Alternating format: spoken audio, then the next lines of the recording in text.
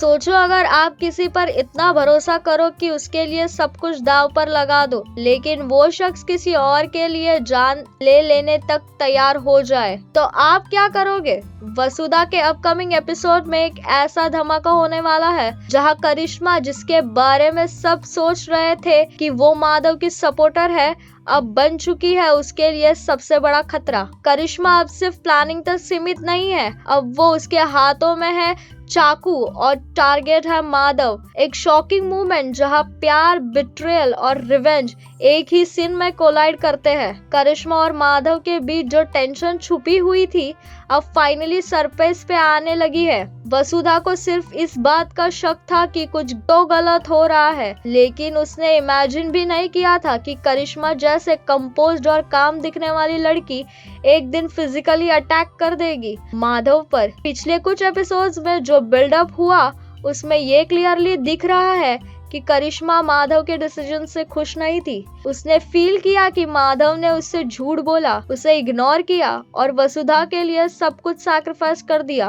करिश्मा के लिए ये पर्सनल इंसल्ट बन गया और उसने डिसाइड कर लिया कि अब बात सिर्फ बदले लेने की नहीं, पनिशमेंट देने तक जाएगी। सीन तब डेंजरस बन गया जब करिश्मा ने वसुधा के सामने ही माधव पर अटैक कर दिया। एकदम से नाइफ निकाली और बिना किसी हेजिटेशन के उसके ऊपर झपटी। ये मूवमेंट इतना इनप्रेडिक्टेबल था कि वसुधा फ्रीज हो गई। माधव को लगता है कि करिश्मा सिर्फ इमोशनली रिएक्ट कर रही है, लेकिन उसके रिएक्शंस में इतना फिजिकल रेज होगा ये किसी ने भी नहीं सोचा था। ब्लड का ड्रॉप गिरते ही एटमॉस्फेयर साइलेंस में बदल गया। करिश्मा के चेहरे पर कोई रिग्रेट नहीं था, बस कोल्ड एक्सप्रेशन और एक बर्निंग डिटर्मिनेशन थी। सबको शॉक तभी और लगा जब उसने कहा, तुमने मुझे धोखा दिया है, अब तुम्हें ही इसका अंजाम भुगतना पड़ेगा। इस अटैक के बाद वसुधा की सिचुएशन सबसे ज्यादा क्रिटिकल हो गई। एक तरफ उसका दिल माधव के लिए धड़क रहा था, दूसरी तरफ करिश्मा के वॉयलेंट बिहेवियर ने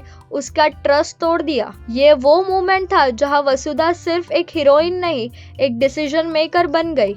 उसने करिश्मा को रोकने की कोशिश की, लेकिन करिश्मा का गुस्सा कंट्रोल से बाहर था। ये सिर्फ एक पर्सनल रिवेंज नहीं था, ये था पावर का शोकेस। करिश्मा दिखाना चाहती थी जब उसे इग्नोर किया जाता है तो उसका जवाब चोरी से आता है।